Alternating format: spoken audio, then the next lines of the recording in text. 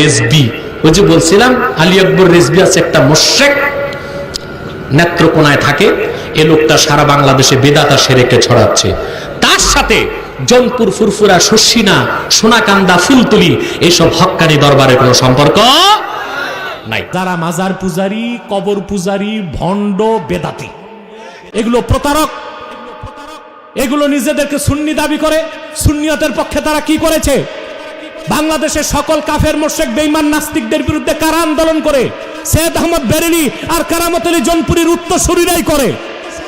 কারণ সৈয়দ আহমদ বেরেলী রহমতুল্লাহর প্রধান খলিফা শাহ কারামত আলী জৌনপুরী থেকে জৌনপুর, ওনার দ্বিতীয় খলিফা নূর মোহাম্মদ ঝানজানভি থেকে সুফি ফতে আলী ওয়াইসি বর্ধমানী, তার থেকে ফুরফুরার আবু বকর সিদ্দিক, তার থেকে ফুরফুরা, আর তার খলিফা ছিল শর্ষিনার মাওলানা নেসারউদ্দিন। কারা বাংলাদেশে কাফের মুশরিক বেঈমান নাস্তিকদের বিরুদ্ধে আন্দোলন করে? সৈয়দ আহমদ বেরেলী আর কারামত আলী জৌনপুরীর উত্তরসূরিরাই করে।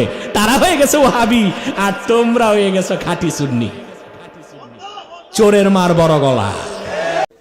আজ এই দেশে কিছু ভণ্ড পীর, ফকির আর মৌলবি বেরোইছে যারা কারামত আলী জৌনপুর রহমতুল্লাহর বিরোধিতা করে।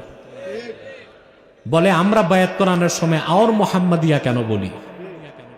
বলতে চায় আমরা নাকি ওহাবি।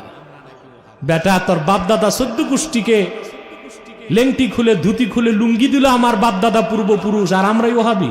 তুমি তোমার পীর, দাদা পীরের জন্মের আগে কারামত আলী জৌনপুরী রহমতুল্লাহ এই দেশের মানুষকে ইসলামের দীক্ষা দিয়েছেন এবং সুন্নিয়ত শিখিয়েছেন। তো তিনি কেমন করে ওহাবি হন? ওনার আওলাদরা কিভাবে ওহাবি হন?